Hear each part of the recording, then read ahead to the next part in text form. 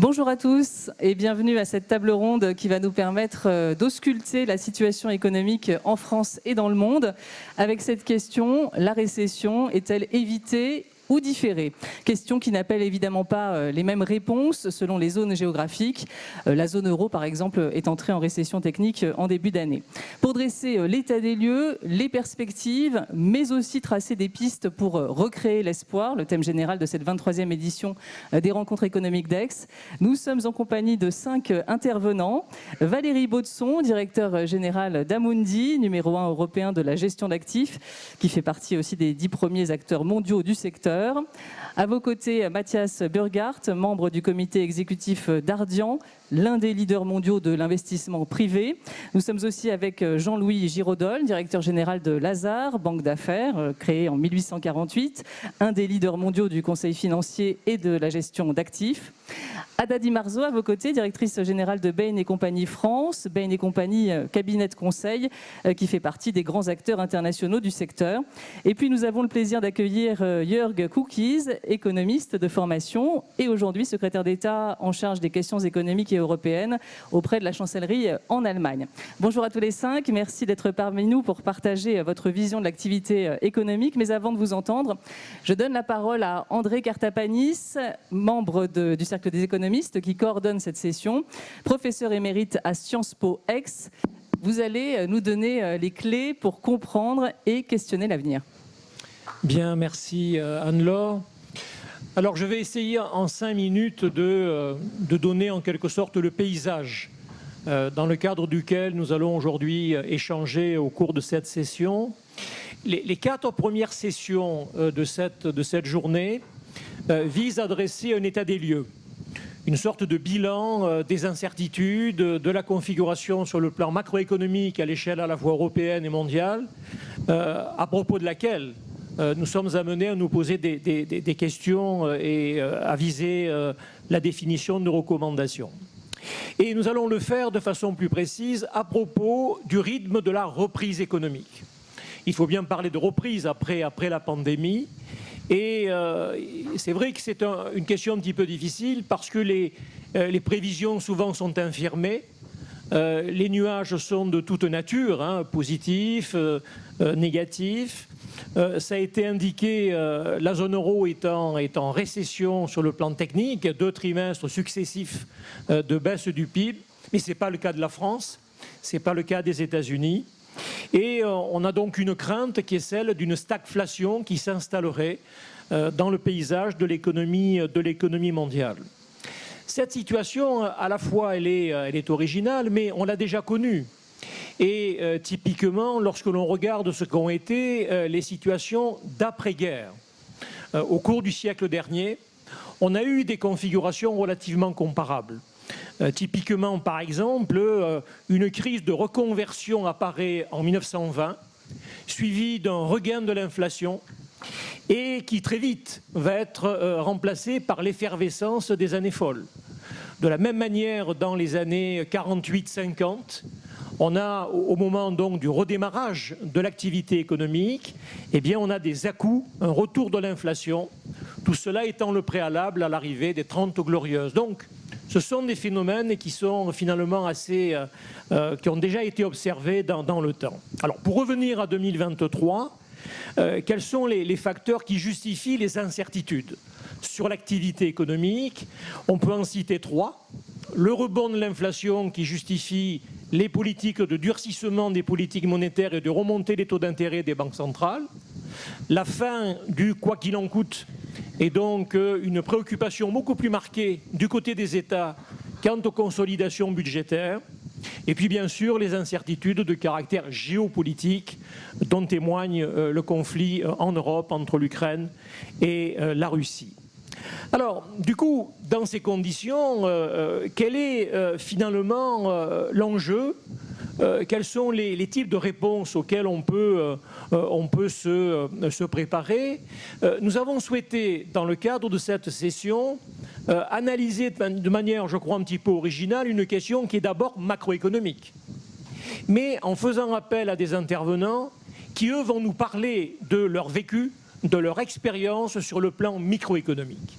et donc pour voir s'il y a une sorte d'écho donné à cette préoccupation macroéconomique du côté des entreprises et du côté également des fonds d'investissement. L'angle d'attaque que j'ai proposé aux intervenants est de placer au cœur de l'interrogation la question de l'investissement.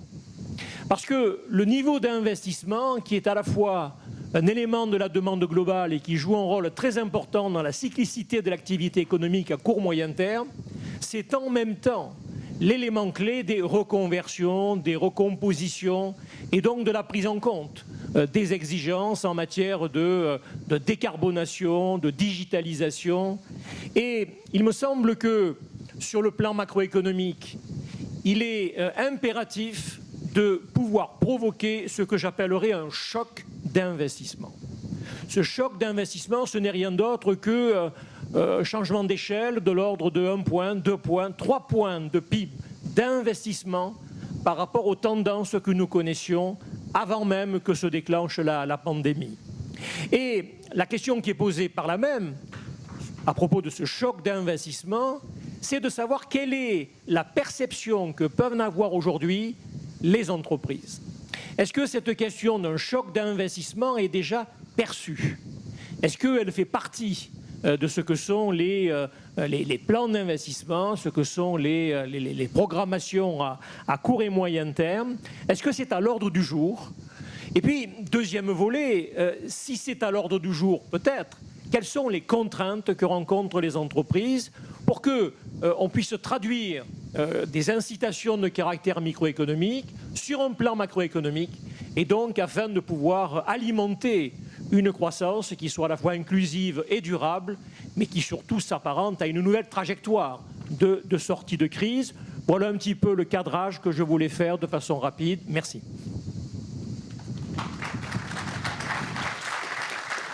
Merci André Cartarbénis pour ces réflexions qui lancent le débat. On commence tout de suite avec vous, Valérie Baudson d'Amundi. Alors, quelle est votre analyse de la situation économique mondiale? Alors, mon analyse rejoint beaucoup ce qui a été dit. Donc, effectivement, le facteur principal, c'est cette augmentation très forte des taux des banques centrales pour tenter de juguler l'inflation et de la ramener à 2%. Et ça nous a fait rentrer dans un cycle de décélération de la croissance mondiale. Ce qu'on pense, c'est qu'en 2023, la croissance mondiale sera aux alentours de 2,7%. Ce qui est important de mentionner, en dehors des chiffres qu'on mentionnait pour l'Europe tout à l'heure, c'est que on imagine, nous, que les États-Unis rentreront également en récession technique d'ici la fin de l'année. Une légère récession probablement, mais une récession technique d'ici la fin de l'année. Donc finalement, le reste de la croissance mondiale va être porté par des grandes puissances émergentes, l'Inde et la Chine en particulier. Alors, les prévisions, quelles sont-elles? Bon, d'abord, une inflation qui certes baisse, mais on le constate tous, reste relativement persistante, plus persistante qu'anticipée, et donc en particulier dans le secteur des services, et en particulier quand on parle de l'inflation cœur. Et donc la conséquence de tout ça, c'est que très probablement les banques centrales vont maintenir des taux élevés d'ici la fin de l'année. Et ce qu'il faut du coup se poser comme question, c'est la bonne question, c'est quelle sera la nature du cycle économique qui suit. Moi, je pense qu'il va y avoir plusieurs facteurs importants. Le premier, évidemment, et on mentionnait, c'est que on est dans une période où les tensions géopolitiques vont demeurer, elles vont se poursuivre et elles vont probablement tourner autour de sujets de bataille pour les matières premières liées à nos nouveaux systèmes d'énergie et nos nouveaux systèmes technologiques qui vont changer un peu les rapports de force dans le monde. Donc ça met un peu de trouble dans la vision qu'on peut avoir dans le futur. En revanche, je vois deux zones positives qui seront celles qui font bouger les choses, probablement pas à court terme, mais bouger les choses dans le bon sens. La première, évidemment, c'est le sujet de la révolution technologique, la quatrième fameuse révolution technologique dans laquelle nous sommes. Personne n'est capable de dire aujourd'hui quel gain de productivité on va pouvoir faire, mais il est évident qu'on en fera dans le domaine des services. Et ça, c'est potentiellement une bonne nouvelle à venir. La seconde, et vous le mentionniez, c'est le sujet de cette transition dans laquelle aujourd'hui, de plus en plus d'États et d'entreprises s'engagent. Et c'est cette transition qui va générer évidemment des investissements et, je l'espère, une croissance économique durable derrière. Alors à très court terme, sur le sujet de l'investissement, puisque c'est notre métier chez Amundi en tant que premier asset manager européen, on a une position très prudente, évidemment, sur les marchés, en particulier dans le domaine des actions en allocation. Pourquoi ? Parce qu'on considère que les valorisations des actions aujourd'hui sont trop élevées, objectivement. Et du coup, on n'investit que dans des sociétés qui sont très résistantes à l'inflation, donc les biens de consommation de première nécessité, ou quelques valeurs émergentes qui, elles, ne sont pas survalorisées. Dans le domaine des obligations et donc du financement des entreprises, on alloue nos investissements principalement à des sociétés ayant un crédit de bonne qualité et puis aussi, bien évidemment, aux obligations d'État qui ont un rendement important pour le moment. Voilà pour la vision économique aujourd'hui. Merci Valérie Baudson.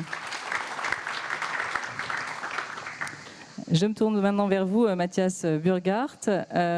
Vous pensez, vous aussi, que la transition énergétique est importante, va jouer un rôle dans la croissance ? Oui, absolument. Peut-être juste revenir sur ce qu'a dit André Kartapanis. Effectivement, c'est assez intéressant le parallèle avec l'après-guerre. On pense, nous, qu'il y a effectivement une économie à reconstruire. Cette économie, après le Covid et après la guerre en Ukraine, ou après effectivement le début de la guerre en Ukraine, finalement, on s'aperçoit qu'elle a grandi grâce à la déglobalisation de ces 20 dernières années. Et cette déglobalisation, aujourd'hui, est totalement remise en cause. Et donc, nos entreprises, là, je me place du point de vue de nos entreprises, celles dans lesquelles nous investissons, celles dans lesquelles il faut qu'on favorise leur investissement pour avoir de la croissance, elles subissent une moindre croissance, elles subissent une inflation plus forte, mais peut-être ce qui les inquiète le plus, c'est une très forte volatilité des marchés financiers. On voit bien qu'aujourd'hui, c'est la fin finalement de l'argent comme une marchandise comme une autre. L'argent devient rare et cher, les marchés financiers sont très agités, et donc les entreprises, c'est ça finalement ce qui les inquiète le plus, c'est pas tellement l'inflation, c'est pas tellement la croissance, c'est le fait qu'il y a beaucoup de volatilité. Et donc dans ce contexte-là, effectivement, la transition énergétique est non seulement une nécessité absolue pour préserver l'environnement, mais c'est aussi une manière de moderniser, de changer d'économie, et c'est les entreprises qui seront les plus performantes d'un point de vue environnemental, qui seront aussi les plus performantes, les plus créatrices de valeur. En tout cas, nous, on en est convaincus, et c'est une prise de conscience qui est aussi, on le voit de plus en plus au sein de tous les dirigeants, c'est-à-dire qu'ils investissent massivement dans cette trajectoire. Alors, ce qui est très très positif, c'est qu'il y a des annonces effectivement de plans gigantesques pour assurer cette transition énergétique. L'IRA aux États-Unis, 370 milliards, enfin les chiffres changent tout le temps, mais enfin, c'est à peu près l'ordre de grandeur. En Europe, on annonce 250 milliards, au Japon 140 milliards. Si on fait encore le parallèle après-guerre, je crois que si on ramène à des dollars d'aujourd'hui, l'IRA, c'est 2 fois le plan Marshall qui a permis les 30 glorieuses et la reconversion de l'industrie. Donc le problème, c'est pas tellement les montants, c'est comment on fait pour que ces montants-là soient vraiment mis en action. Parce que la plupart de ces sommes-là, ou une grande partie de ces sommes-là, elles sont recyclées en fait. Chaque fois, on prévoit des nouveaux programmes, et tout ce qui n'est pas utilisé, ce qui est quand même gigantesque, est recyclé. Donc comment on fait? Alors là, les entreprises se heurtent aux incertitudes que j'ai mentionnées, mais elles se heurtent aussi à beaucoup de barrières administratives. En fait aussi, le fait que beaucoup de ces programmes ne sont pas adaptés à leurs propres contraintes. Et c'est ça, en fait, aujourd'hui, à mon avis, qui freine les entreprises, c'est la lourdeur ou leur difficulté à mettre en place ces investissements. Le deuxième point, je pense, qui est essentiel, c'est l'acceptabilité par le plus grand nombre. Et de cette transition énergétique. On voit que les pays en voie de développement ne sont pas forcément d'accord pour compromettre leur croissance, alors qu'eux ne sont pas arrivés à notre niveau de vie. Et donc on leur demande finalement de subir la transition énergétique alors qu'ils ont un espoir de croissance. Et deuxièmement, on voit bien qu'il y a aussi le rejet chez nous de cette transition, des mesures sur cette transition, par les partis de la société qui ont le pouvoir d'achat le plus faible. Bonnet rouge, gilet jaune, aux États-Unis, Trump qui est élu quand même massivement par un vote qui était climato-sceptique et qui a du coup détricoté. Donc c'est ça aussi pour moi les deux blocages, c'est finalement la remise en cause de ce qui est prévu et la difficulté à mettre en place ces programmes d'investissement. Merci beaucoup pour ces réflexions intéressantes. Jean-Louis Giraudol, comment vous percevez la situation économique? On a vu par exemple le marché des fusions-acquisitions bousculé par la hausse des taux. Est-ce que cette action des banques centrales est de nature à gripper le système? Merci. Oui, je vais répondre à votre question un peu selon deux axes. Le premier, c'est en examinant ce qui me paraissait être les scénarios possibles du court terme. Et puis, dans un second temps, peut-être aborder quelques-unes des considérations qui me paraissent importantes et pour le moyen terme, et qui nous viennent du dialogue avec les entreprises qui est le nôtre dans l'exercice de notre métier. Dans le court terme, moi, je vois trois scénarios possibles. Le premier, dans lequel nous semblons être aujourd'hui, qui est celui que j'appelle d'un atterrissage marqué. Le deuxième, que j'appellerais d'un atterrissage manqué. Et puis le troisième, qui reste un risque, on l'a vu avec les crises des banques régionales américaines, c'est un scénario d'instabilité financière ou de crise de la stabilité financière, d'un crash. L'atterrissage marqué qu'on vit, vous en connaissez les paramètres, et on est au fond dans le grand débat de savoir si le resserrement progressif des politiques monétaires dans le délai classique de transmission de 12 à 18 mois va porter ses fruits, et si en accompagnement de tout ça, on va voir se résorber les facteurs de tension sur les supply chains, sur l'excès d'épargne issu du Covid, sur les prix de l'énergie et surtout le marché du travail qui est aujourd'hui le facteur le plus résistant à l'atterrissage des économies. Tout ça prend un peu de temps, ça s'accompagne de manière différenciée selon les pays de mécanismes de consolidation budgétaire qui commencent à être à l'œuvre dans certains États. On va le voir aux États-Unis, surtout depuis l'accord sur la dette. On va, je pense, le voir en Allemagne, Jörg nous le dira. On le voit beaucoup moins en France, il faut en avoir conscience. 5% de déficit des finances publiques cette année, 4,5% prévu pour les 2 années qui viennent. Ce sont des politiques encore extrêmement expansionnistes pour la France, qui peuvent expliquer les écarts de petits chiffres qu'on a vus sur les derniers trimestres entre la France qui n'est pas en récession, d'autres zones qui le sont. Mais au fond, de mon point de vue, cette question de savoir si aujourd'hui on est en récession ou pas, il est de peu d'importance, qu'on soit à 0 plus ou à 0 moins, on est à peu près dans le même champ.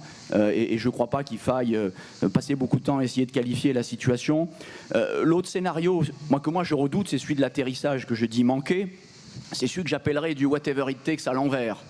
C'est celui dans lequel les banques centrales sont dans un scénario de durcissement plus durable, car elles considèrent jouer leur crédibilité, où le président de la Fed, Jérôme Powell, ne veut pas être comme le président de 78-79 de la Fed, il ne veut pas avoir à devenir Paul Volcker, donc il veut ne pas avoir à gérer une crise d'inflation, et il durcit jusqu'à ce que les traces de cette inflation soient visibles, du reflux de l'inflation soient visibles. Vous vous souvenez que Larry Summers avait dit, en 2022, il faudra 5 ans de chômage à 5%, ou 2 ans de chômage à 7,5%, ou une année de chômage à 10%. On est très très loin de tout ça, et ça peut dessiner un scénario de durcissement beaucoup plus violent qui est soutenu par l'idée que l'inflation sous-jacente, la core inflation, ne recule pas. Elle est à plus de 5% mois après mois, que ce soit en Europe ou aux États-Unis. Et on voit bien qu'il y a des risques de retour à la hausse des prix de l'énergie qui peuvent alimenter l'inflation. En début d'année, à Davos, les présidents des compagnies pétrolières mondiales voyaient le baril entre 100 et 120 à cause de la reprise chinoise. La reprise chinoise n'est pas là, elle peut venir. Si elle est là, on aura une crise énergétique à nouveau. Et donc, je pense qu'à l'égard des banques centrales, il faut peut-être être dans le fameux « read my lips ». Lisez ce que je dis, lisez sur mes lèvres et prendre à la lettre ce qu'elles nous disent. A fortiori, si ça s'accompagne d'un scénario de consolidation budgétaire, on peut avoir un atterrissage beaucoup plus violent. Et c'est un scénario qui me paraît avoir sa crédibilité. Celui qui m'inquiète moins, c'est le scénario de crash. On a vu la crise des banques régionales américaines, on voit l'hypersensibilité des bilans des banques à la remontée des taux et notamment la volatilité extrême des passifs avec l'instantanéité immédiate. Maintenant, la possibilité de faire des virements, de faire des retraits. Avant, il fallait faire la queue à sa banque. Les bank runs se voyaient par des photographies de foule. Aujourd'hui, les bank runs, ils se voient par des clics. Et puis on a des indices de risque, évidemment, d'un risque de crack, ou en tout cas de craquement dans la sphère financière. Le levier mondial, l'endettement mondial est très élevé. Les risques souverains sont là, on le voit, la plupart des pays émergents ou en développement ont perdu tout accès aujourd'hui au financement. On est chez Lazard très présent sur ce métier-là. On a des bulles d'actifs encore, hein, sur certaines catégories. On revoit partir l'intelligence artificielle, comme on avait vu la tech il y a quelques années.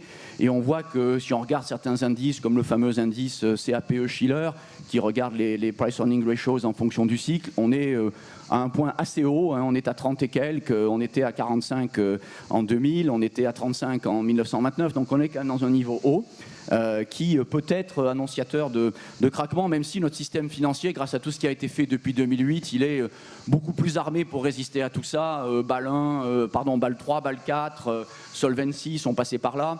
Et donc les mécanismes de résolution bancaire, aussi imparfaits soient-ils en Europe, on a mis en place quand même depuis la grande crise financière des mécanismes qui font que, de mon point de vue, le monde financier est capable de résister à des craquements. Alors ça, c'est le court terme. Si on regarde un peu plus à moyen terme et qu'on regarde ce que nous disent les entreprises, moi je vois 3 grands ordres de préoccupation pour la relance de l'investissement et pour le scénario de croissance. Le premier, c'est qu'on est quand même face à un mur de dette. J'ai parlé du levier mondial, l'endettement des entreprises qui a été souscrit à la période de taux très bas ou qui a été souscrit pendant et à cause du Covid pour avoir de la liquidité. Cet endettement est à des niveaux extrêmement élevés, partout, dans les pays développés, dans les pays souverains, j'en ai parlé, au niveau des États comme au niveau des entreprises. Si on prend les chiffres de S&P, de 24 à 27, la France, c'est 380 milliards d'euros pour les sociétés non financières qu'il va falloir refinancer sur ces quelques années. L'Europe entière, c'est 1660 milliards d'euros. Les États-Unis, c'est 2 fois ça, de 24-27 pour les sociétés non financières, c'est 3300 milliards d'euros de dollars qu'il va falloir refinancer. Donc ce sont des montants tout à fait considérables.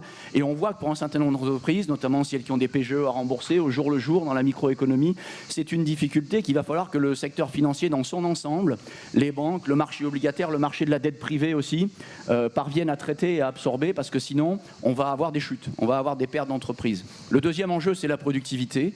On sait qu'on est depuis longtemps dans un régime de ralentissement des gains de productivité et on peine à voir encore à l'heure actuelle le bénéfice dans la productivité des investissements dans la technologie.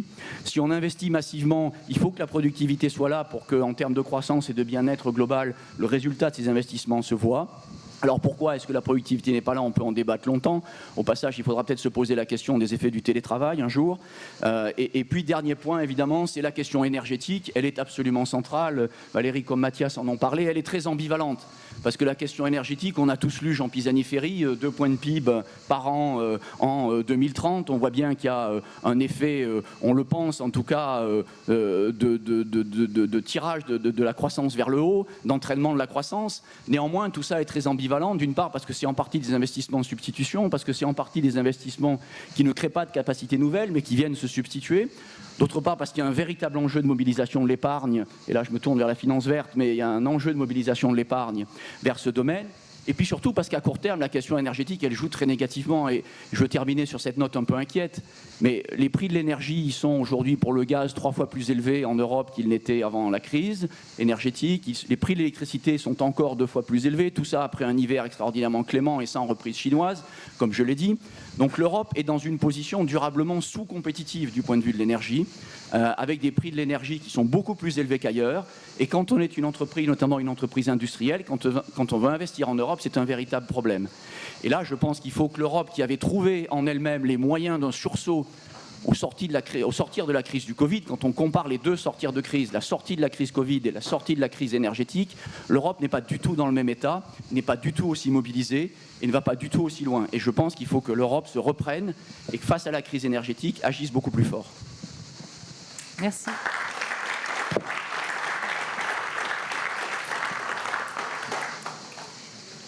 À vous la parole désormais, Ada Di Marzo. Ralentissement mondial, donc on l'a entendu. Comment vous traversez cette période pour les clients que vous accompagnez et quelle est votre analyse plus largement de la situation?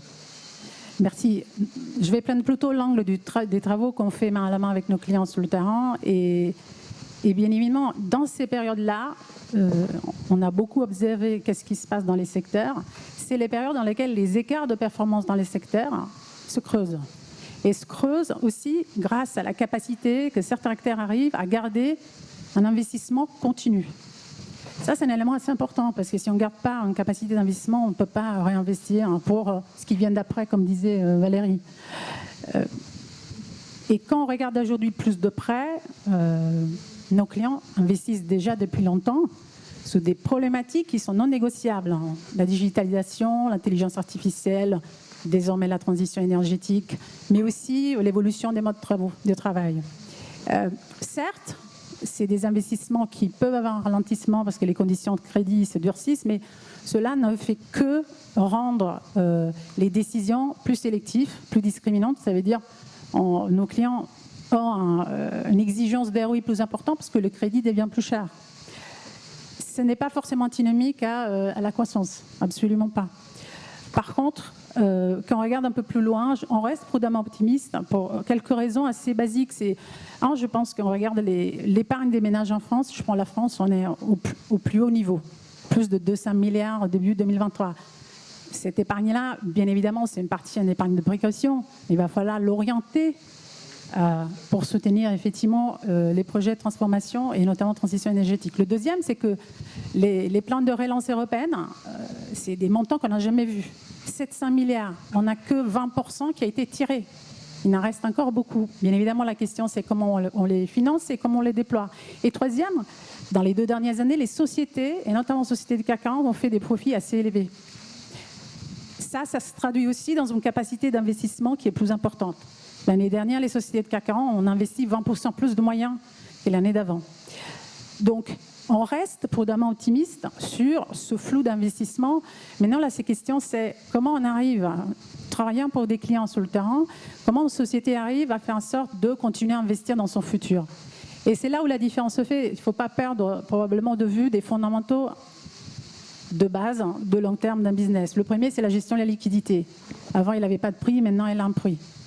Le deuxième, c'est protéger les actifs. Et quand on dit protéger les actifs, aujourd'hui, on a tendance à parler que d'actifs réels ou intangibles, mais en fait, il y a aussi les actifs humains. Préserver les compétences et les talents, c'est devenu crucial. Regardons les tensions qu'on a sur le marché du travail. Troisième élément, continuer à travailler sur la loyauté de la base client. C'est un élément que souvent, il est assez sous-estimé, mais en fait, c'est ça qui rend résilient une société dans son chiffre d'affaires. Pour faire cela, il faut avoir des marges de manœuvre d'investissement, ce qui veut dire être très sélectif, mais il veut dire aussi avoir une politique d'efficacité permanente. Ça veut dire quoi? Ça veut dire continuer à avoir une exigence d'efficacité même quand la récession n'est pas là. Parce que quand ça va arriver, de facto, vous aurez pris de l'avantage vis-à-vis de vos concurrents. Je vous laisse avec quelques chiffres et c'est important de les rappeler. Dans des périodes d'incertitude, de ralentissement aujourd'hui, on constate 50% plus de sociétés qui passent du quartile 4 au quartile 1 et 2 en termes de rentabilité. Mais on a aussi 2 fois plus de sociétés qui font le chemin inverse. Ce qui veut dire qu'il y a un vrai avantage à revenir aux fondamentaux du business. Merci beaucoup, Ada Di Marzo.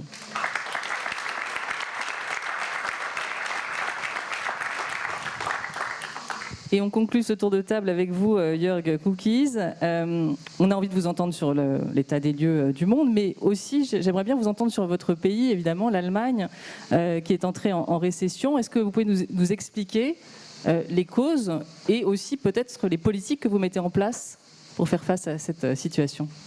Oui, merci. Et quand vous permettez, je vais switcher en anglais. C'est un nouveau mot que j'ai appris français, que j'ai appris aujourd'hui, switcher. So if it's okay, I'll speak in English. Donc, si c'est OK, je vais vous parler en français parce que je m'exprime mieux en anglais. Bien sûr, nous avons souffert probablement plus que d'autres pays européens en termes de chocs commerciaux que l'Europe rencontre avec le prix élevé de l'énergie. Mais du fait de notre dépendance aux sources d'énergie russes, le fait qu'on était aussi dépendant, ou trop dépendant, pour 55% de notre gaz venait de Russie et 40% de charbon. Donc, on m'a dit, dans cette même tente, il y a un an, l'une des personnes qui est intervenue m'a posé la question et m'a dit que nous n'avions pas les moyens en Allemagne de nous débarrasser de l'énergie russe. Et l'économiste qui en parlait il y a un an disait que si on se débarrassait des sources d'énergie russes, la récession serait à moins 3% et peut-être même moins 8% selon les plus pessimistes. Donc le fait que nous ayons pu nous retirer de l'énergie russe complètement. Nous n'avons plus aucun pétrole, charbon qui vient de Russie. Et bien sûr, nous payons pour cette surdépendance sur les sources d'énergie russes qui nous a exposés bien sûr plus fort aux chocs commerciaux. Mais par rapport aux attentes, d'être se rapprocher de zéro en termes de croissance est ce que nous attendons, même si ça me paraît pas très bon. En termes de chocs commerciaux, d'autres sources de pression sont là, qui viennent évidemment de l'augmentation des prix qui résulte de ces chocs commerciaux. La faiblesse de notre consommation intérieure, ça c'est quelque chose contre lequel nous luttons. Les consommateurs sont timides, sont frileux, sont encore très prudents dans leurs dépenses, même si je vais vous parler un peu des mesures budgétaires que nous avons prises pour lutter contre cela. La deuxième source de difficultés économiques, bien sûr, vient. Alors, quand on apprend l'économie à l'école, on voit que quand il y a de l'inflation, et des chocs commerciaux, le fait que les banques centrales augmentent les taux d'intérêt frappe de plein fouet le marché de la construction immédiatement.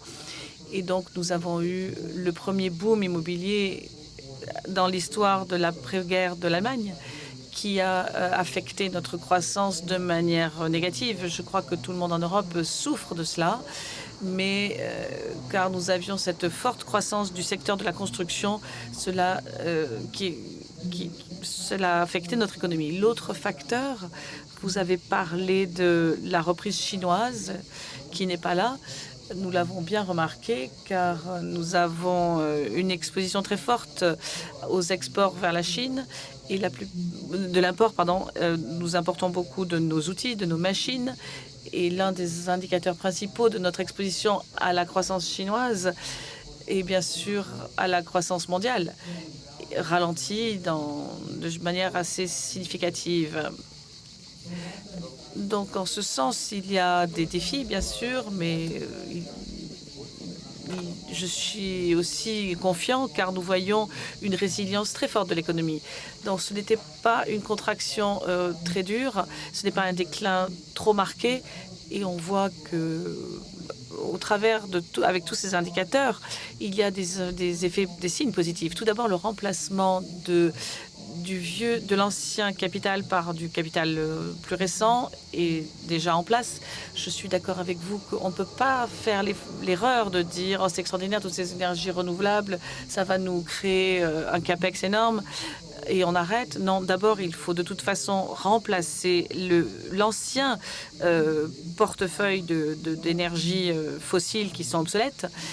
Et donc ça, c'est en train d'arriver en place, de se mettre en place. Et le côté très fort en carbone des anciennes énergies et le coût très bas de ces énergies renouvelables par rapport aux énergies fossiles. On voit déjà qu'il y a les mesures que nous avons prises l'an dernier ont accéléré le programme pour ces énergies renouvelables, pour déclarer que ces énergies renouvelables relèvent de l'intérêt national, et cela a un effet sur le système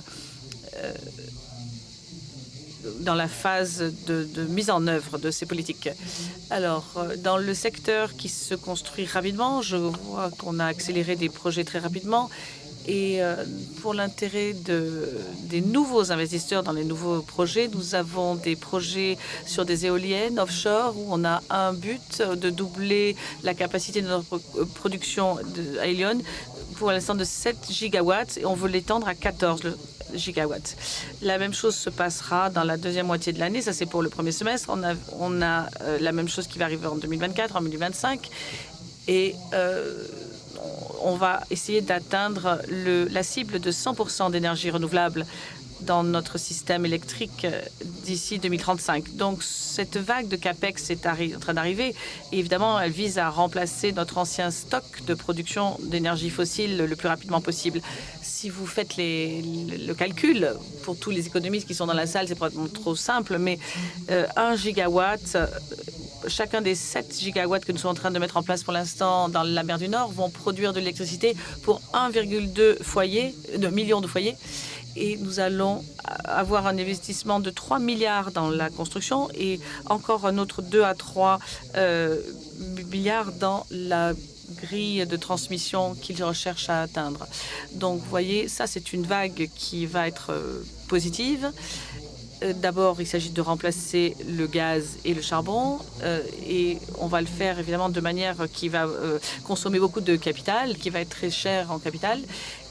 Et il va falloir donc gérer ces dépenses en CAPEX. Il faudra d'abord qu'on construise beaucoup de capacités qui sont déjà en train d'être faites avec de l'investissement qui arrive.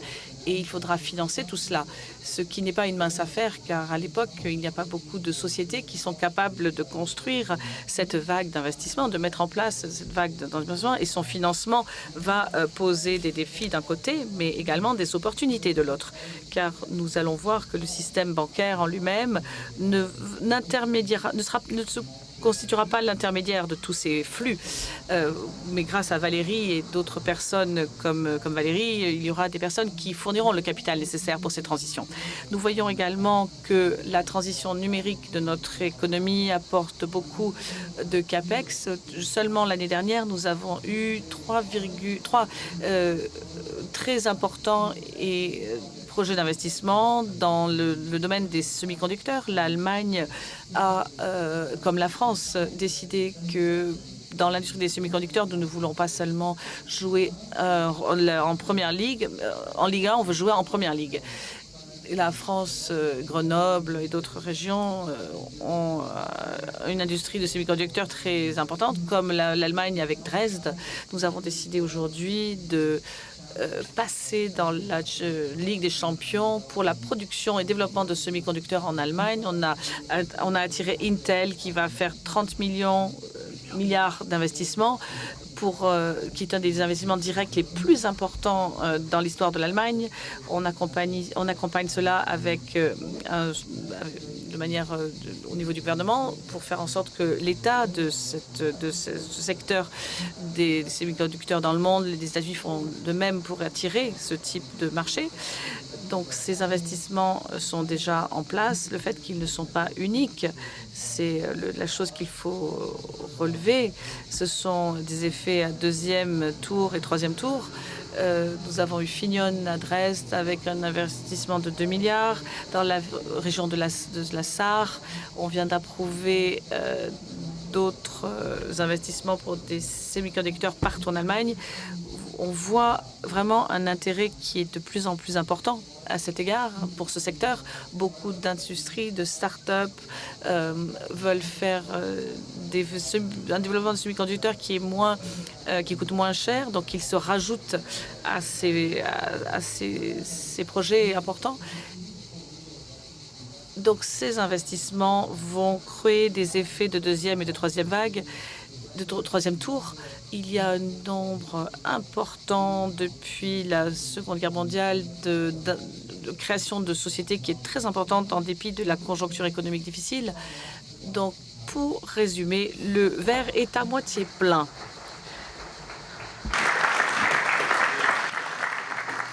Alors, il nous reste à peu près 15 minutes pour finir cette session et prendre peut-être quelques questions. Je reprendrai l'une d'entre elles qui nous est arrivée sur le chat. Quel impact de la fin du quoi qu'il en coûte et du retrait d'une partie des liquidités par la Fed et la BCE sur la croissance? Et je rajouterai peut-être sur l'investissement. Qui veut l'impact de la fin du quoi qu'il en coûte? Est-ce que... Valérie Baudson. Bon, moi, je pense que, d'abord, la fin du quoi qu'il en coûte était absolument nécessaire, comme il était rappelé tout à l'heure. On est aujourd'hui dans une configuration où l'endettement n'a jamais été aussi élevé. Et il était évidemment impératif qu'on y mette fin. Je pense quand même que dans la configuration actuelle, et c'est ça qui va être très intéressant à regarder, c'est l'interaction entre les politiques monétaires et les politiques fiscales. On va avoir évidemment des États qui, si nous allons un peu plus loin dans une récession, vont vouloir soutenir leur population. C'est particulièrement important pour que tout ça, à la fin, soit soutenable et acceptable socialement. Donc, un mal nécessaire, l'arrêt du quoi qu'il en coûte, mais probablement un peu de soutien à venir dans la configuration économique qu'on anticipe. Jean-Louis Gérodol. Je ne sais pas si on m'entend, pardon. Non, je partage complètement ce que vient de dire Valérie. Je pense qu'il y a deux aspects dans votre question. Il y a l'aspect monétaire et l'aspect budgétaire, en effet. Sur l'aspect monétaire, les taux ont monté, mais pour l'instant, il y a encore beaucoup de liquidités. C'est-à-dire que les bilans des banques centrales n'ont pas tellement commencé à se réduire. Les banques centrales réinvestissent moins que ce qu'elles avaient investi jusqu'à présent, mais il n'y a pas de réduction drastique des bilans des banques centrales. Et on voit d'ailleurs que cette liquidité alimente régulièrement les prix des actifs et explique qu'une partie des prix des actifs restent au niveau où ils sont. Donc le travail, il reste à faire encore sur la liquidité, si je puis dire. Il faut le faire avec doigté, bien sûr. Et comme il reste à faire sur le terrain budgétaire, où sur le terrain budgétaire, très peu d'États se sont encore engagés dans la consolidation budgétaire qui est effectivement absolument nécessaire. L'Allemagne l'a fait. Comment ça le fait? I have to say, I still... Oui, moi je pense que quoi qu'il en coûte est l'un des moments très importants de la politique monétaire contre la plus grande crise que nous avons rencontrée. Je sais que dans mon pays, Mario Draghi était fortement critiqué, mais personnellement, et pour le gouvernement allemand, le chancelier Olaf Scholz l'a dit lors de la 25e anniversaire de la Banque Centrale Européenne il y a quelques semaines, quand Mario était là. On se souviendra de lui comme l'un des moments positifs de lutte contre la crise.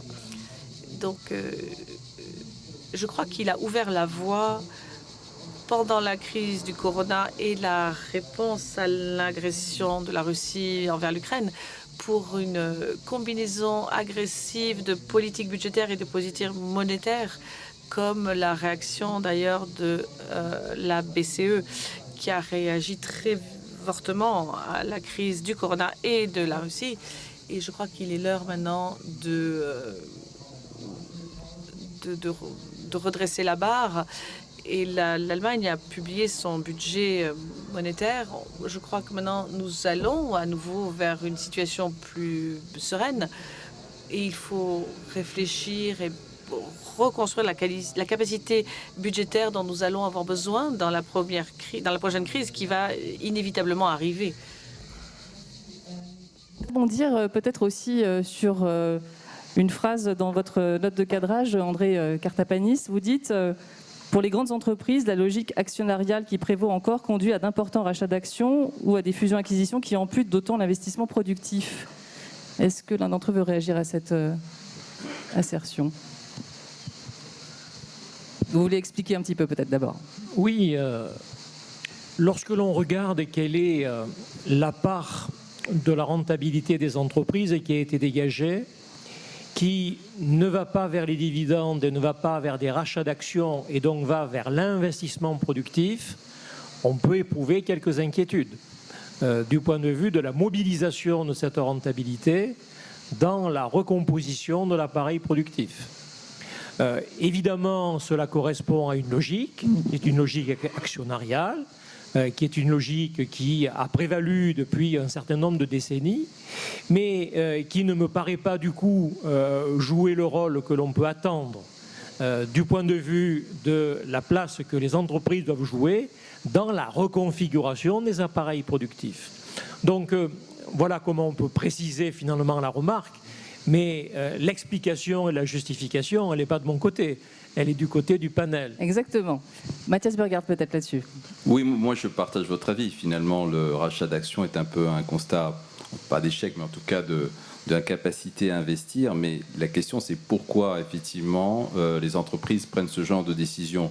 Je pense que ça témoigne d'abord d'une incertitude sur l'avenir. Je pense que c'est au-delà de, et c'est un peu, on retrouve la même chose sur le montant des subventions qui ne sont pas utilisées, c'est quelque part une difficulté à investir. Et ce qu'il faut traiter, c'est cette difficulté à investir. Sinon, effectivement, si les entreprises n'arrivent pas à investir, il vaut mieux qu'elles rendent l'argent aux actionnaires pour qu'ils le réinvestissent dans des secteurs qui sont peut-être plus porteurs. Donc c'est peut-être une analyse plus fine, mais je suis d'accord avec vous. Quelque part, quand une entreprise fait des rachats d'actions, c'est une difficulté, en tout cas dans son secteur, à se projeter. Oui, Ada Di Marzo, vous voulez réagir? Sous ce thème, je pense qu'une des choses aussi à ne pas oublier, on se disait, on a un manque de productivité.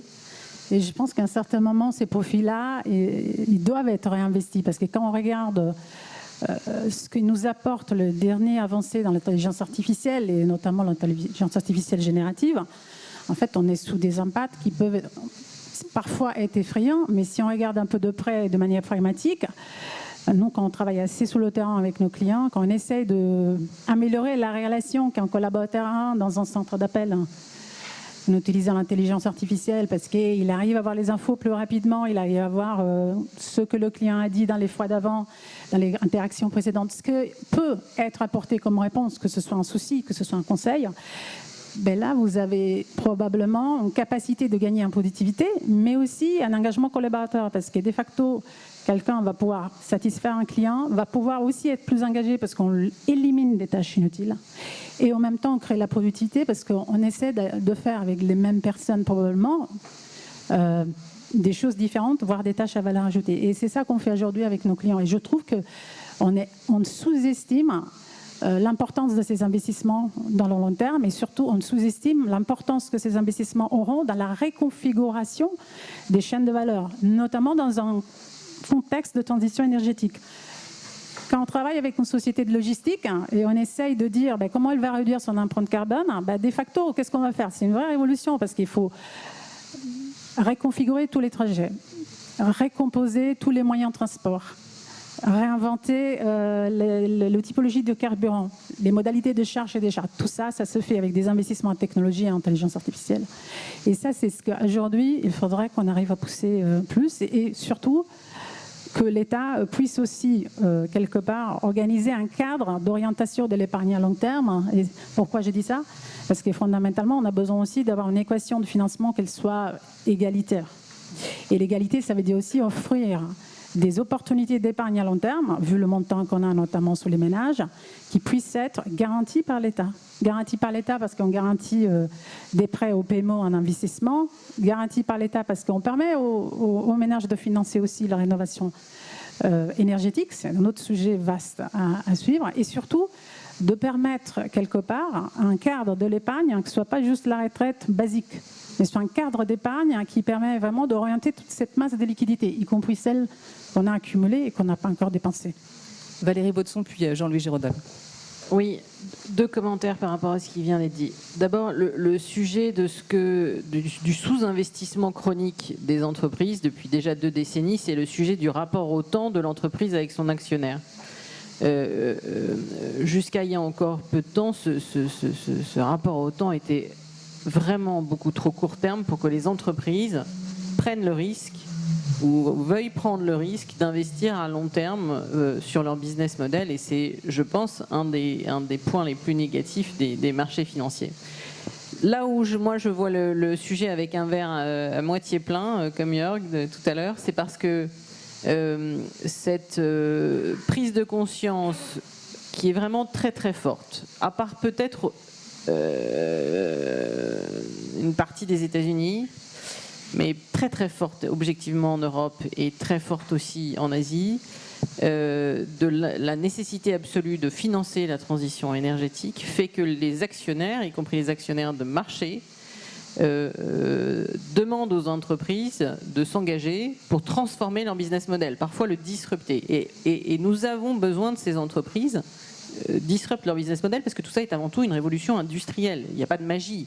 Comme le disait hier, il n'y a pas tant d'entreprises que ça qui arrivent à faire ça. Aujourd'hui, on a assez d'argent. On manque encore de projets. On l'oublie souvent de le dire. Même si les besoins en argent sont immenses, la réalité, c'est que moi, à mon niveau, je vois bien qu'on n'a pas On ne manque pas d'argent, on manque encore de projets. Donc on a besoin de soutenir ces entreprises et de plus en plus les actionnaires, Amundi au premier chef, mais de plus en plus les actionnaires vont soutenir les entreprises qui investissent pour le long terme, en particulier dans le cadre de cette transition énergétique. Et si je peux dire un dernier mot, je suis terriblement d'accord sur le rôle essentiel de l'État dans le cadrage de ces investissements et du transfert de l'épargne. On ne peut pas ne pas avoir un cadre qui permette aux entreprises d'être sereins et qui permette aux financiers de guider l'épargne de leurs clients. Et donc, il nous faut absolument une réglementation européenne qui soit plus cohérente. Je sais qu'ils y travaillent, mais nous en avons besoin, nous, asset managers, et nous avons besoin d'États qui interviennent pour définir des politiques industrielles. Jean-Louis Giraudolle. Oui, Valérie m'a un peu tiré le tapis sous le pied, mais je suis totalement d'accord avec elle. Je pense qu'elle est bien placée pour le dire. On est dans un rapport avec l'actionnaire et la question des rachats d'actions, elle reflète le rapport de force, elle reflète les attentes qui ont été posées par le monde actionnarial depuis 20 ou 30 ans, qui est en train de complètement d'évoluer de mon point de vue, en particulier en Europe. La deuxième chose, pour éviter quand même de sombrer dans le manichéisme, moi, honnêtement, dans mon activité, je ne connais pas une entreprise qui renonce à des investissements dont elle a besoin ou qu'elle juge économiquement pertinent pour faire du rachat d'actions. Je n'ai jamais vu ça. Je n'en connais pas une. Je pense qu'on manque de projets, comme ça a été dit. Je pense que s'il y avait plus de projets, il y aurait plus d'investissements productifs. Et dernier point, en tout cas dans la transition, et dernier point, je pense que c'est aussi quelque chose qui est en partie le fruit de la période qu'on a connue tout à fait artificielle de taux faibles ou nuls, dans lesquels évidemment la question de la structure de bilan idéale des entreprises poussait à l'endettement, et quand vous poussez à une structure de bilan idéale avec beaucoup d'endettement, vous ne savez pas quoi faire de l'argent, mais vous le rendez. Je pense que ça aussi, ça va changer. Merci pour cette note optimiste. Il nous reste là très peu de temps. Je pense qu'on n'aura pas la place de prendre une question de la salle. Vous voulez dire un mot de conclusion, peut-être très rapide les uns les autres? Moi, je terminerai avec le mot de Jörg. Je pense qu'en tant que dirigeant d'entreprise, il faut qu'on arrive, malgré la situation économique, à projeter une vision optimiste du futur, parce que c'est aussi comme ça qu'on fait avancer le monde. Je voudrais revenir effectivement, c'est que pour l'Europe, l'efficacité énergétique est une chance. C'est pas une question de coût. On voit les conséquences de l'obsession des coûts sur de l'énergie, sur l'économie allemande, finalement, qui s'est trop focalisée sur le coût de l'énergie la moins chère. Je pense qu'il faut avoir une vision énergétique diversifiée. Il faut accepter d'investir et de payer au début un peu plus cher. La question, c'est comment ce surcoût est réparti. Pour conclure, je pense du point de vue du réglage macroéconomique et la question de départ, on entre un peu dans la zone de risque dans laquelle il va falloir avoir un pilotage fin et intelligent des politiques monétaires et budgétaires ensemble, compte tenu des facteurs qu'on a rappelés, notamment sur le niveau d'endettement mondial, qu'il soit privé ou public.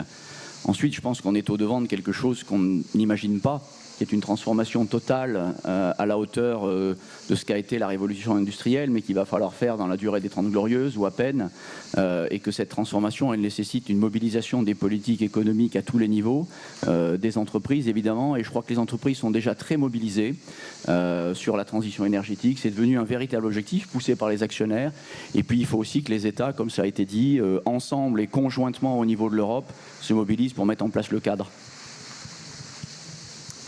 Rapidement pour vous deux, on est sur la fin. Absolument. Je pense deux éléments pour ce qui me concerne. Je pense que c'est quand même des périodes où il faut oser. Et je pense, vous le disiez, on manque de projets. Mais le manque de projets, ça veut dire qu'on a besoin de managers qui réfléchissent à faire autrement de manière profonde. Et ça, c'est notre point de vue aujourd'hui. Je pense qu'il faut augmenter cette capacité à oser. Et le cadre réglementaire doit donner cette capacité à oser, ce qui est quand même la grosse contrainte qu'on a aujourd'hui. Yeah, so I just wanted to... Moi, je voulais conclure en rajoutant une pensée qui n'a pas été soulevée aujourd'hui. Il y a beaucoup de sources de capitaux sur cette estrade. Quelle est la possibilité de changer les flux d'argent internationaux avec cette transition énergétique? par exemple, ceux qui sont les plus... L'Afrique est tout à fait susceptible de bénéficier de cette transition énergétique.